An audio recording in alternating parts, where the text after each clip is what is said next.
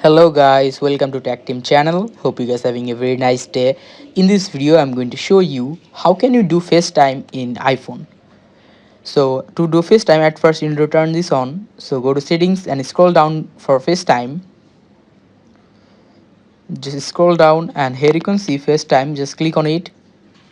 Now here you can see FaceTime. If it is turned off, you need to just turn it on like this. Just turn it on, and after that you need to wait for a few seconds. Just waiting for activation. Now after that, scrolling down, you need to turn all this option on. Now after that, just click on FaceTime and here you can see create link. If you click on create link, you can just create a link and do FaceTime with the person, or you can just click on FaceTime and just add any person you want. Now you can just invite them to FaceTime with messages, or you can just FaceTime with them if they have FaceTime on their phone. So guys, that's how you can do it. Hope you find this video helpful. If you find this video helpful, then give a thumbs up and don't forget to subscribe.